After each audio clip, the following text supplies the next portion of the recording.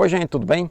Sejam bem-vindos aqui ao canal Conversa do PH neste sábado à tarde, sábado de aleluia. Acabei de fazer uma atividade física, estou ainda suado e vou gravar aqui esse vídeo trazendo uma notícia para vocês e eu gostaria de trazer sempre notícias boas. Infelizmente a de hoje não é uma notícia boa, mas como o canal tem o objetivo de retratar a realidade e aqui eu emito a minha opinião sobre diversos assuntos, eu tenho que falar hoje sobre a notícia que eu constatei ontem, que foi o Instituto de Métricas e Avaliação em Saúde, que é vinculado à Universidade de Washington, atualizou seu modelo matemático que prevê as mortes por Covid-19 no mundo inteiro.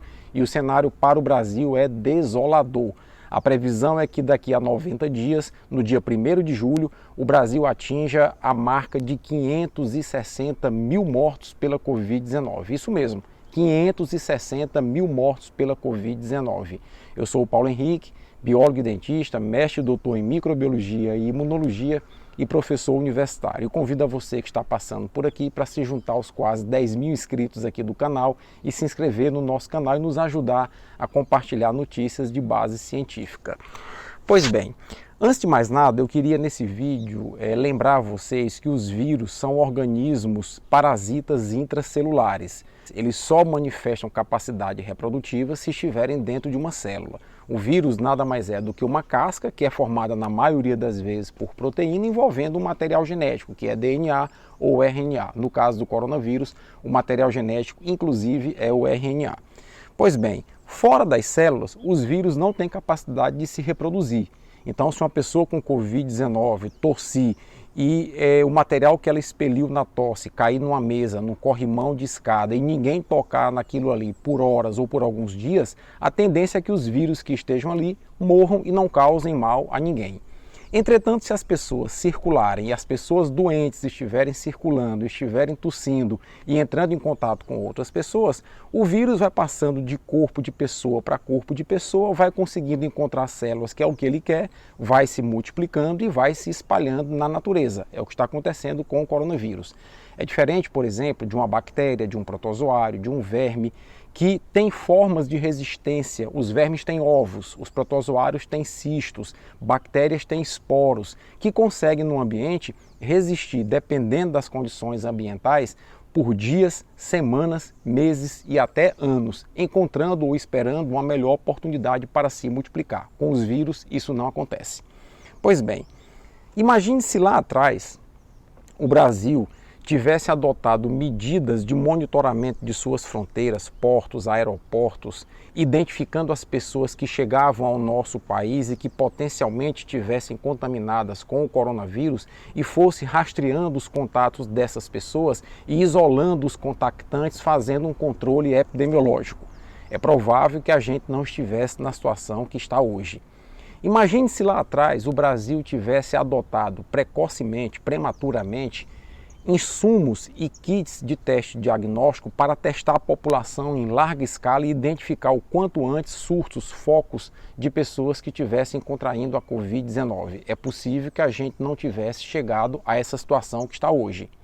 Imagine se lá atrás o Brasil tivesse adquirido antecipadamente vacinas contra a Covid-19, como os Estados Unidos e outros países fizeram, e o Brasil tivesse hoje num nível de imunização muito maior do que o que está. É muito provável que a gente não estivesse na situação que está hoje. Eu devo lembrar a vocês que o SUS, em campanhas passadas, já conseguiu imunizar 10 milhões de pessoas em um único dia. Se o Brasil tivesse adquirido 300 milhões de doses antecipadas de várias vacinas e estivesse com essas doses na prateleira do SUS, era provável que o SUS, em um mês ou 40 dias, fazendo mutirões, já tivesse conseguido imunizar toda a população brasileira. Bom, nesse sentido, faltou planejamento, faltou acreditar na ciência, faltou organização para que nós pudéssemos enfrentar esse momento.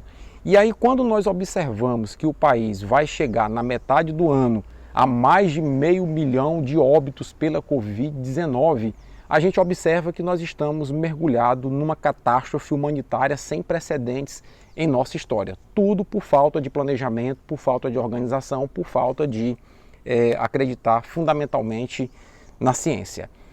Eu acho isso lastimável sob todos os aspectos, porque você que é empresário e que perdeu o seu negócio, faliu por conta da pandemia, talvez não tivesse falido. Você que é empresário, que teve perda das suas receitas, dos seus rendimentos da sua empresa por conta da pandemia, talvez também não tivesse ocorrido isso com você. Você que é empregado, que teve redução dos seus rendimentos, que está desempregado, talvez também tivesse conseguido manter o seu emprego e manter os seus rendimentos. Você que perdeu esposa, marido, filho, pai, mãe, vizinho, amigos, talvez não tivesse perdido esses entes queridos se a abordagem ante a pandemia tivesse sido outra.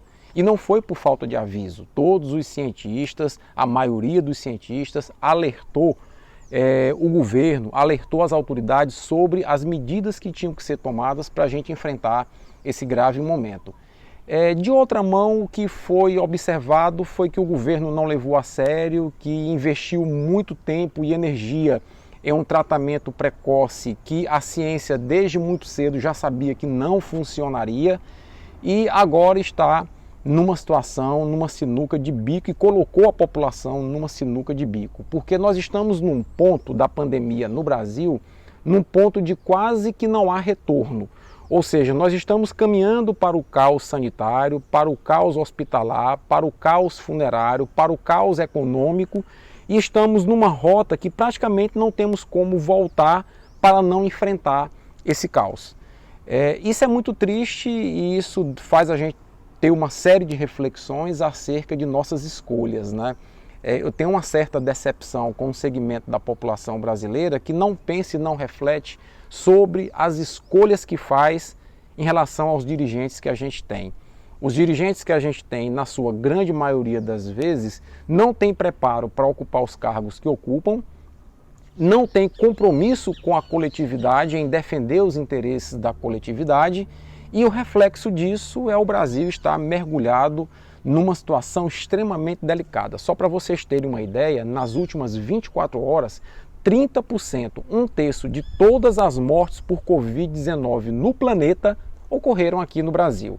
Você imagina aí o planeta Terra com seus mais de 190 países, 8 bilhões de habitantes, de todas as mortes nas últimas 24 horas por Covid-19 no planeta, 30% estão aqui no Brasil. Então, isso são dados chocantes, dados alarmantes que revelam um total descompasso das autoridades em relação à pandemia. O Brasil trocou ministro da Saúde ao longo de um ano 4 vezes. É o único caso no mundo em que o país troca o seu principal dirigente da saúde durante a crise da pandemia 4 vezes.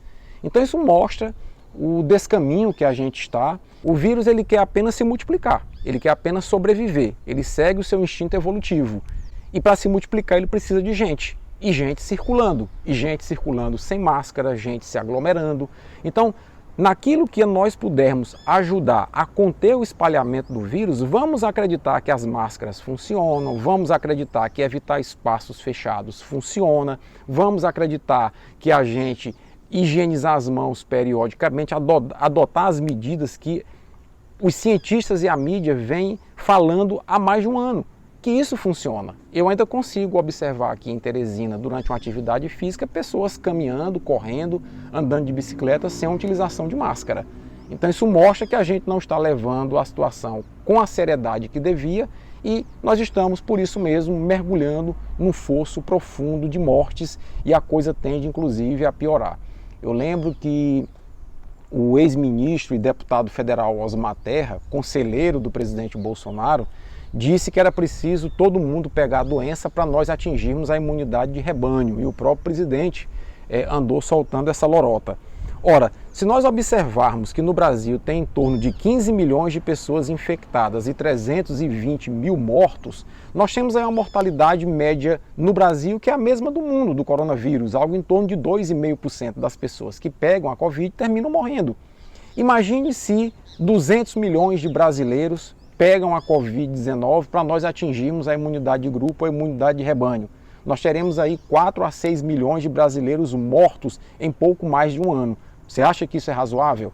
Outra, não levar em consideração que quanto mais o vírus se multiplica, mais ele sofre mutações e quanto mais ele sofre mutações, maior é a probabilidade de que ele origine uma cepa, uma variante mutante mais agressiva, mais transmissível, como é a variante P1 de Manaus. Então, São questões que a gente tem que refletir porque a situação não é das melhores e nós temos que nos ajudar, já que nossas autoridades não assumiram o comando da pandemia como deveriam assumir. Se você gostou desse vídeo e acha que essas informações são relevantes, não deixa de compartilhar, deixa teu comentário, tua crítica, um forte abraço e até a próxima.